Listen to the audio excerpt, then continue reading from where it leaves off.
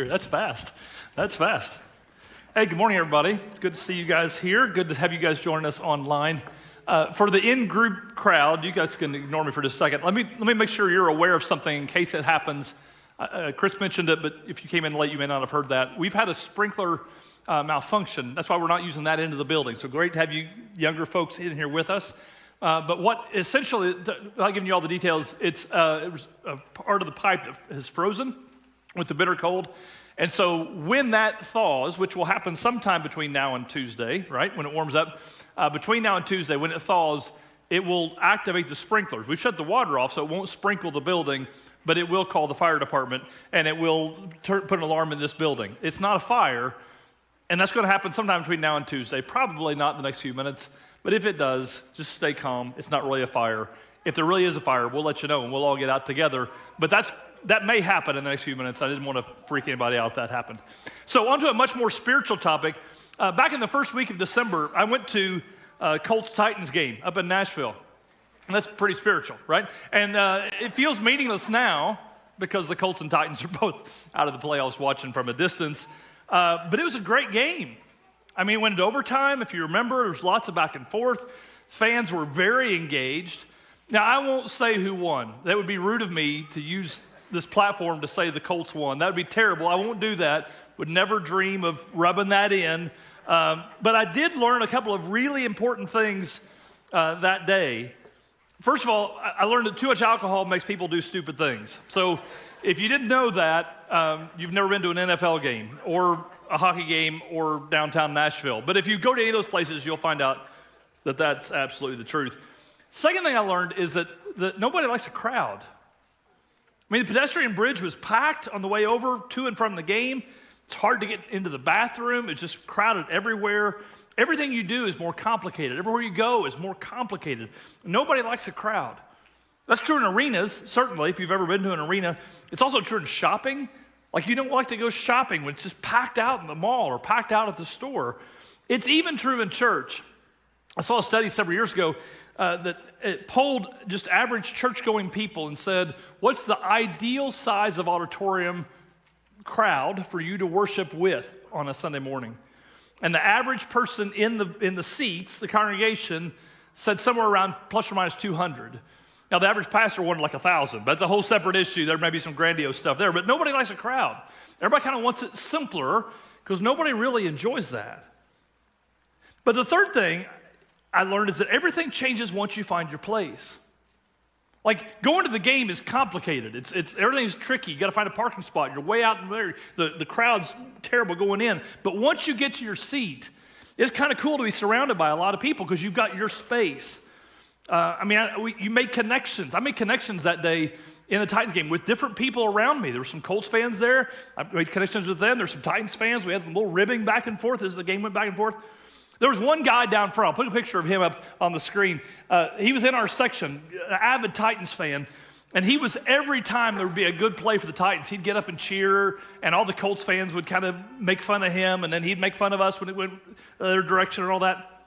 And also, because Will Levis apparently has a thing with mayonnaise, I don't know all the details of that, but the guy brought a tub of mayonnaise, a big jar of mayonnaise, and every time Levis would do something good, he would dip in and eat a big mouthful of mayonnaise and turn around and cheer with an open mouthful of mayonnaise. And we were all pulled together, Titans fans and Colts fans alike, against, we don't like that. Like, I don't know what's going on, but nobody likes that. We were all together. Like, once you find your place, it changes it. Even in regards to the game going on around us. We had nothing to do with the game, but we were high-fiving each other when the play would go well or cringing together on bad plays. Like, we made connections because we all had our spot. It wasn't a crowd anymore. We felt some sort of connection. I want to challenge us this year. This is kind of a theme for the year, if you will, to get out of the crowd. I'm going to ask our staff, every staff meeting on Mondays when we get together, I'm going to ask the staff, who got out of the crowd this week? You know, who's identified themselves by getting into a group or joining a team or attending a class? Like, who got out of the crowd this week? Because I think that is a key. As I've thought about it, that is a key. That one decision is maybe one of the biggest spiritual decisions you can make because getting out of the crowd is a core part of what we're trying to do as a church. You will never be where God wants you to be. I can never get to where God wants me to be as long as I'm content to stay in a crowd. It doesn't work. God so loved the world, but he wants a relationship with you. It has to be individual. And I want to show you by walking through what we're trying to do as a church. And if you're new to WellSpring, this is a great week for you to be here. Whether you're watching at home now or later, or you're here in the room, it's great for you to get a sense of who we are, because this is kind of a core of what it means to be a WellSpringer. We want you, number one, to find family.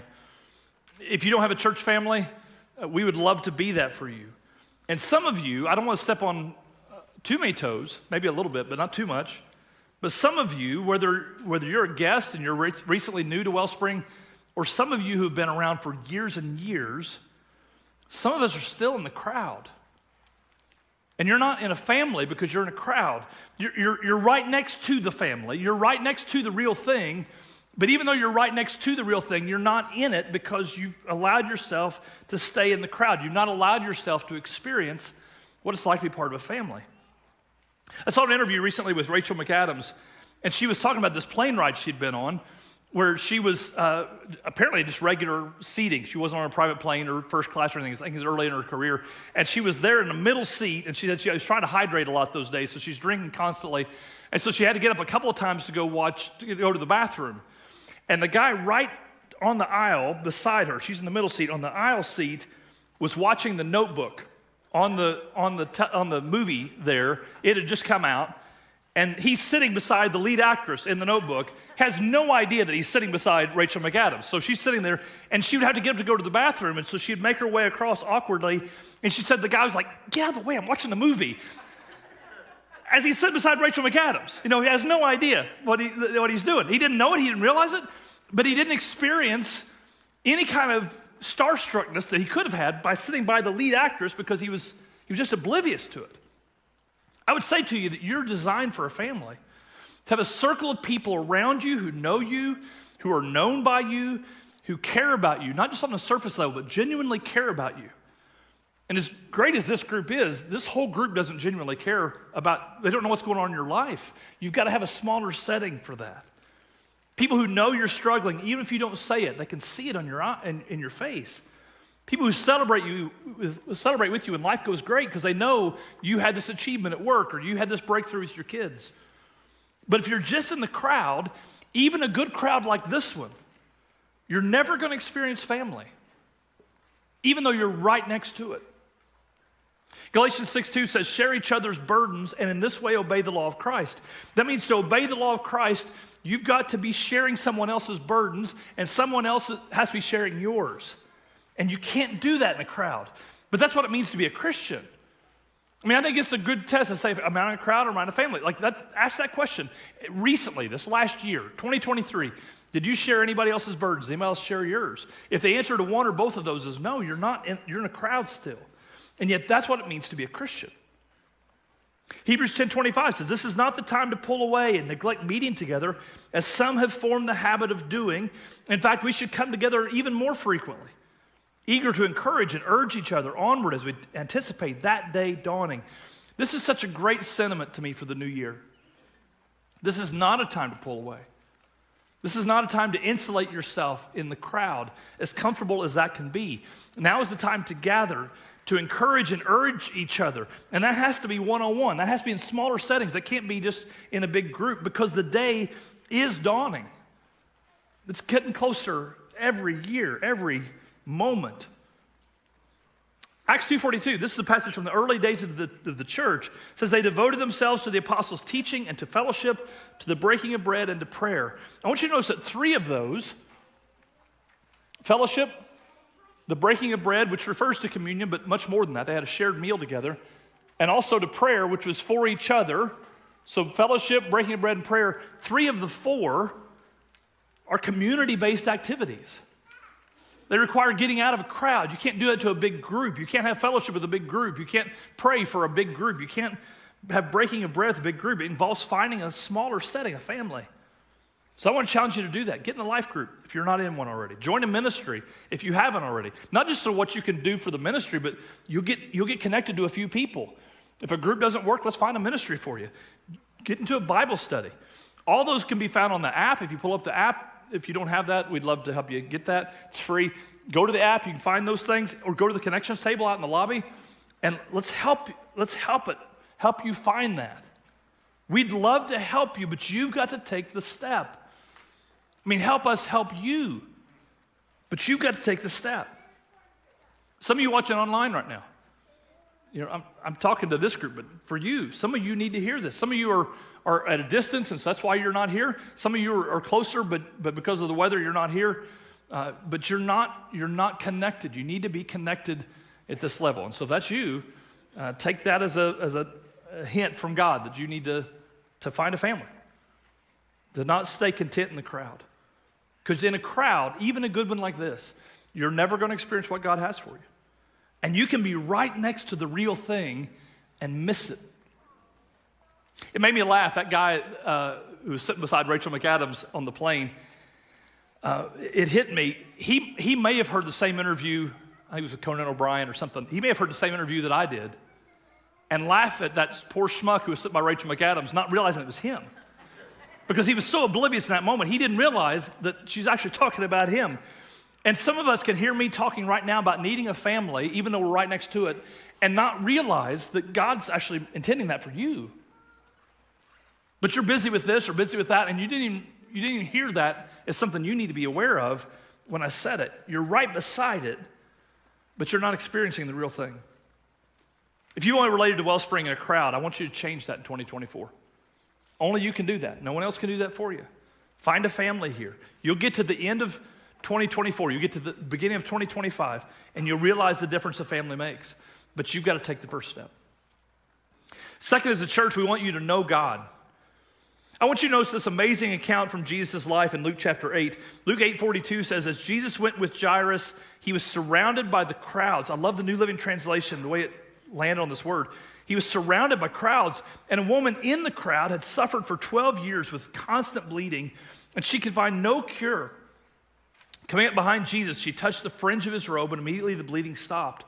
There were crowds of people around Jesus. There are often crowds of people around Jesus.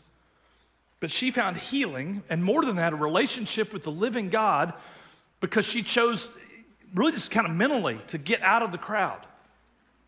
Look at verse 45. Jesus says, who touched me? And everyone denied it. And Peter even said, Master, this whole crowd is pressing against you. But Jesus said, this is different. Someone deliberately touched me, for I felt healing power go out from me. Listen, if you want healing power in your life, physically, emotionally, relationally, spiritually, if you need healing power in your life, and I think probably all of us do at some level, if you want that to come in your life, you've got to deliberately connect with Jesus. Not just be in the crowd that's near Jesus, not just be in a church service that talks about Jesus. You've got to deliberately make a shift.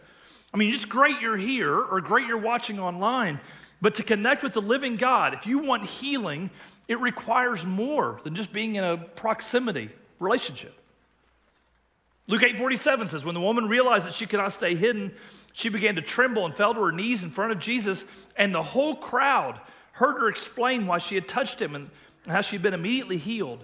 They were right there, even though they didn't experience it. Daughter, Jesus said to her, your faith has made you well. Go in peace. Your faith has made you well. What faith did she have? She was probably already touching Jesus or very close to touching Jesus. They were all in a crowd. What faith? Well, the faith was to deliberately connect, to reach out and be intentional about making a connection point. You know, listen to me. In America right now, are there people who are opposed to Jesus? Certainly. There are some who are opposed to Jesus. But much more likely today are large crowds of people who are not opposed to Jesus. In fact, they're even loosely affiliated with him. And the Bible makes it clear that that's not enough. Some of you, right now, maybe loosely affiliated with Jesus, but that's not really enough. Jesus said in Matthew 7, just as you can identify a tree by its fruit, so you can identify people by their actions. For not everyone who calls out to me, Lord, Lord, will enter the kingdom of heaven. Only those who actually do the will of my Father will enter. And on judgment day, many will say to me, Lord, Lord, but I will reply, I never knew you. Get away from me, you who break God's laws. Some of us right now, if we could have you come up one at a time and share your deepest struggle, I won't do that, of course. You're like the bleeding woman. You're suffering. You're in pain. And maybe just like her, people around you don't know it. People sitting on your row don't realize that you're going through a divorce. The people sitting on your row don't know that you have this test coming up that you're really worried about at the doctor. They don't know you're about to lose your job. They don't know you're about to lose your house. They don't know what's going on inside of your life. They don't know the conflict you're having with your children, even though they're right next to you in the crowd. Some of you may not have anybody in your life who knows. You go through life completely alone, even though there's people around you all the time, but God knows. And healing power is available from the Lord.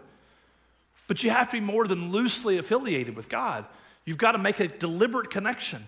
I mean, some of these people in this passage are churchgoers. They're calling Jesus Lord. They're not opposed to Jesus.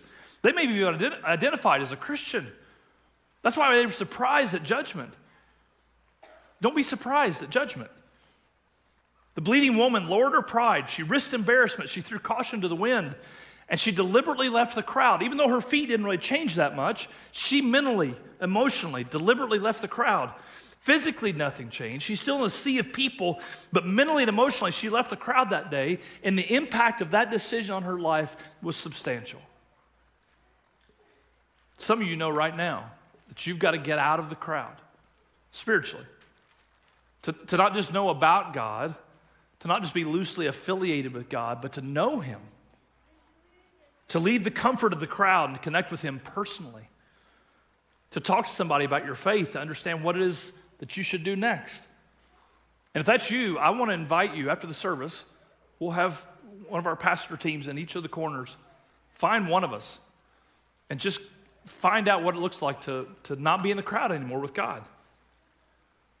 Someone will be there ready to receive with you, ready to pray with you, ready to talk to you about what next steps look like. All of that's waiting for you, but you've got to be the one to deliberately make the first step. You have to go first. Third, we want you to make an impact.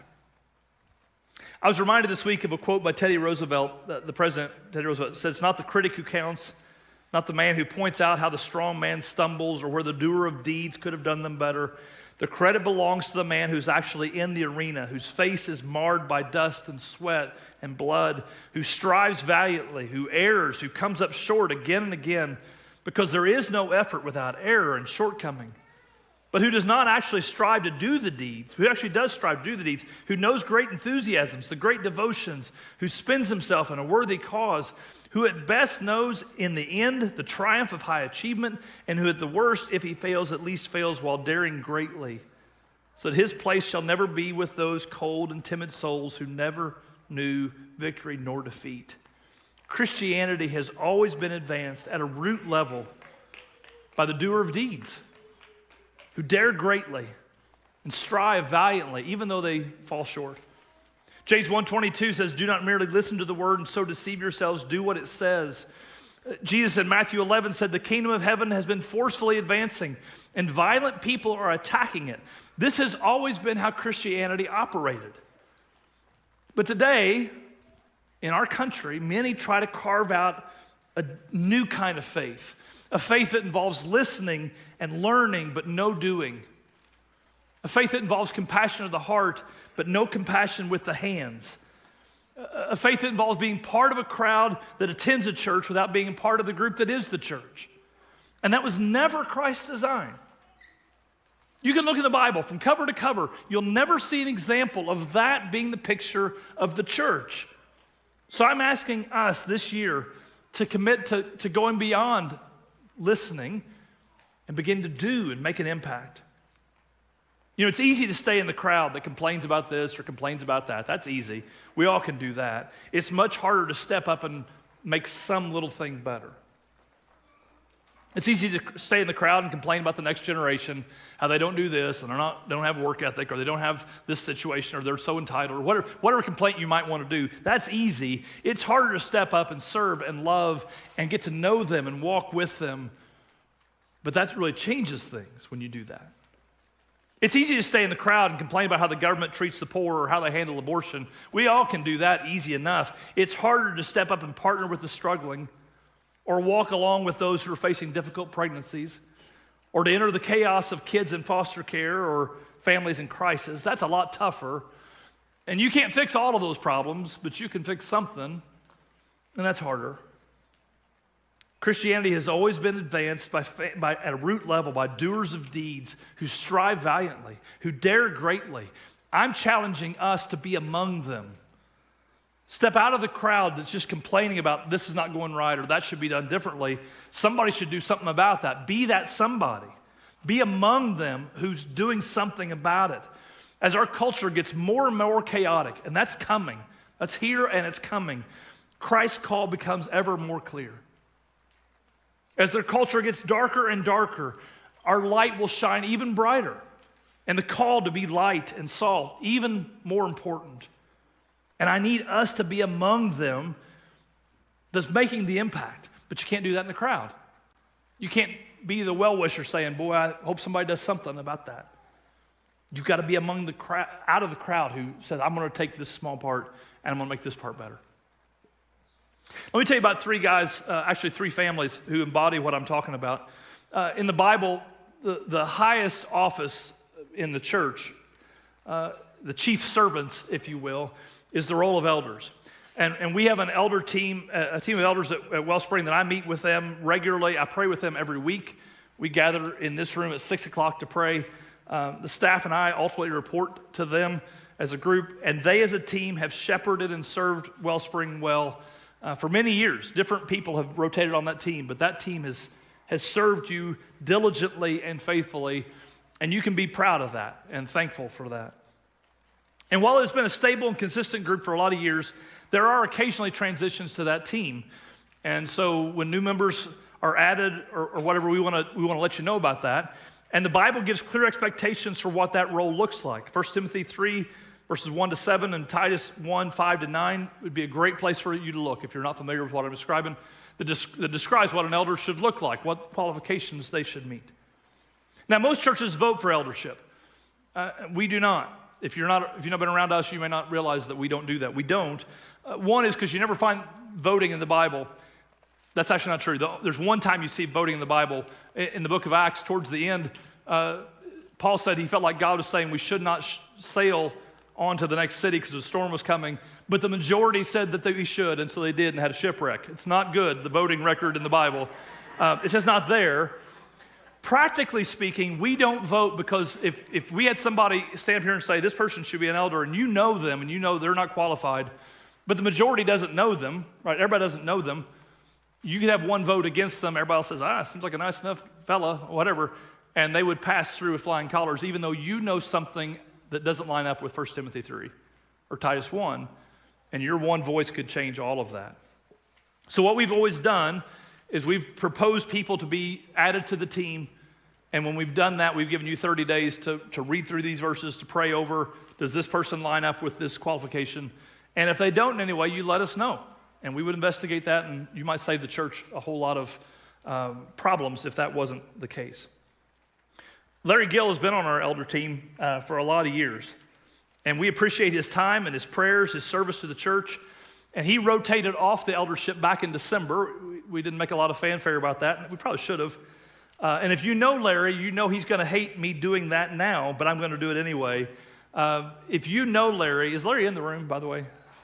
I can't see if Larry's in the room. I won't have you clap because he's not in the room. But he's in the room. Next time you see Larry, tell he and Kim how much you appreciate that. And he'll hate me for it, but that's okay. I want you to do that anyway. It's been the goal of our church for some time to get to 6 elders. So Larry, not counting me, was one of 4. But we would get to 6. So 3 groups of 2 people who would serve each on a 3-year term. So every year 2 would rotate off, 2 new would come on. And our plan now would be to add 2, and that would bring us to 5 since Larry just stepped off, not counting me. And then Mark McGarity, who's now our longest serving elder, will rotate off at the end of 2024, and we'll add 2 more, bringing us to 6. And then starting in 2025, we'd rotate 2 off every year and add 2 every year to keep that at 6. So today, the elder team and I unanimously would like to recommend to you 2 candidates to be added to the team for you to consider, Scott Hancock and Doug Smith. Scott and Katie have been part of WellSpring since the earliest days. In fact, I often have critiqued Scott for his dedication or maybe lack of dedication. He and Katie were married the Saturday before we launched. So they were married on a Saturday. We launched the next day. and Scott and Katie didn't come to church that day. And I've had a hard time really for 20 years now. Finally got that off my chest. But listen, he's repented, and forgiveness is always available. And so as an awe-inspiring example of grace, we're going to ask him to join our team now. If you didn't know, Scott was on our staff for several years. He now works for Compassion International, which we think is a great organization. He and Katie have been married for a little over 20 years. Remember the 20-year ago sin. And they have 2 kids, and we'd love to add him to the group. He'd be a great addition. Second is Doug and Lynetta Smith. They've actually been part of our church 2 different times.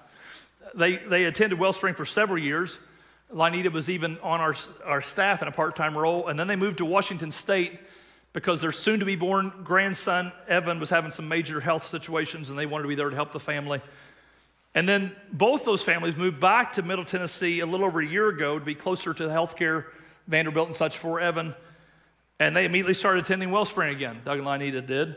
A side note, a few months ago, we hired Evan's dad, Chris, to be our worship pastor, if you didn't know that story. And so as our elder team prayerfully considered who to add to the group, we unanimously believe that Scott Hancock and Doug Smith were the choices God had for us. And so we'd like to ask you to take 30 days and pray for them. Don't just scour evidence for problems, but pray for them starting today. Pray for their families starting today. Read those 2 passages starting today, and let us know if there's anything in 1 Timothy 3 or Titus 1 that you think these 2 men don't emulate those passages, and we'd love to hear about that. All right, number 4, we want to challenge everyone to embrace discipleship. To embrace discipleship is the ultimate picture of stepping out of the crowd.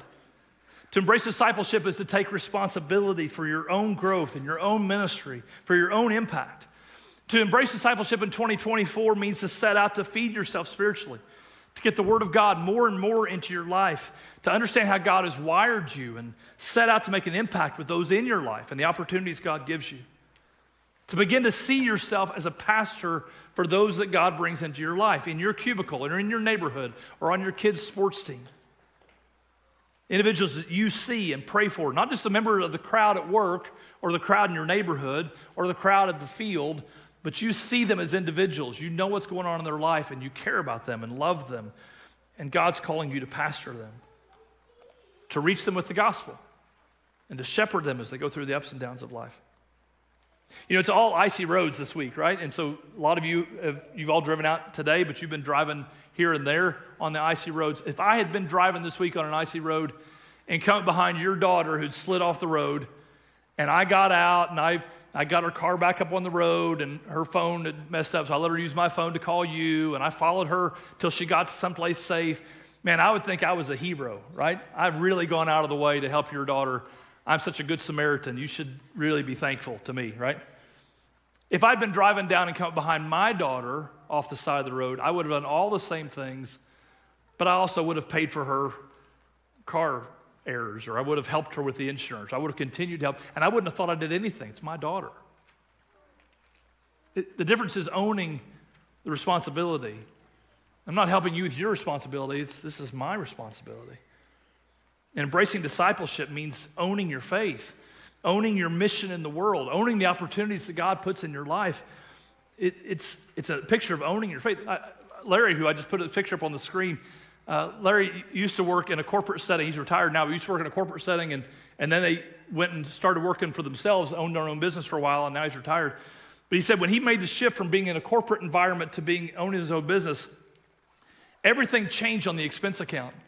So before he'd make these lavish trips on the company dime, or before he would go out to eat on the company dime, he said, now it's brown bag lunch all the way. It's my money. I'm not wasting money on that. I'm not getting the nicest rental car. I'll get something cheap.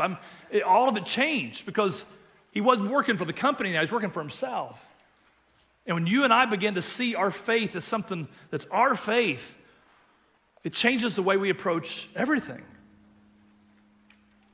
We just switched databases back over the summer, and we didn't move every single person who ever attended over. They attended 3 times back in 2005. We didn't move them over, whatever.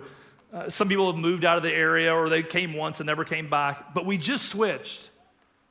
So the number I'm going to give you is pretty close. according to our database, we have 1,799 people who regularly attend WellSpring. They've come more than just a couple of times. How would faith in Spring Hill look different if 1,799 people didn't just attend church but embraced discipleship? If 1,799 people were pastors to their cul-de-sac, if 1,799 people were missionaries to their departments at work, if 1,799 people were sacrificing their time to get in the Word and sacrificing their money to advance the mission, if 1,799 people were owning their faith, what would change just in Spring Hill, let alone the world? But all of that requires a getting out of the crowd. All of that requires a moment to say, I'm not just in this sea of people. Now I'm going to own my faith. Now I'm going to advance that forward as I connect with God on a personal way. You know, my favorite example, I think, of all of this in the Bible is when the day of Pentecost happened. Jesus had died and rose again. He appeared to some of the key leaders and disciples. They had seen him. The church was getting ready to start. They were all scared. But on the day of Pentecost, they were there together in Jerusalem, and fire appeared to fall from heaven, and they didn't know what that meant, and there was some scurrying around about that, and the crowd didn't know what that meant, but the crowd gathered, and they were asking, like, what's happening here? What's this movement happening? But no one had been given a stage. No one had been handed a microphone. It was just a big crowd. And we read that Peter stood up and said, let me tell you what's just happened. It's about this guy, Jesus, that was crucified in this city 50 days ago. But the fascinating part to me is right before that, because there was a moment when Peter thought somebody should get up and say something. But it wasn't anybody's responsibility. He's part of the crowd. But Peter must have thought, somebody's got to say something. There's a crowd here who can hear about Jesus. There's a crowd here who's eager to learn things spiritually. There's a crowd here that needs connection to God, and somebody, one of us, should do something about it. And there had to be a moment, a pause, where God tapped him on the shoulder and said, what about you? We don't read of an audible voice. We don't read of an angel appearing. In fact, the way Luke writes it, it's just kind of seamless one to the other, but you know from experience that's not true. There was a moment when Peter thought, gulp, what if God wants me to do that? What if God's calling me to get out of the crowd and do something? And he did, I'm sure with trembling legs, I'm sure with insecurity or doubt, I'm sure wondering if he thought somebody's probably more qualified than me, but he stepped out and said, men of Israel, let me tell you what just happened. And as God often does, God took his willingness and added all the power and ability he needed, and the church was born.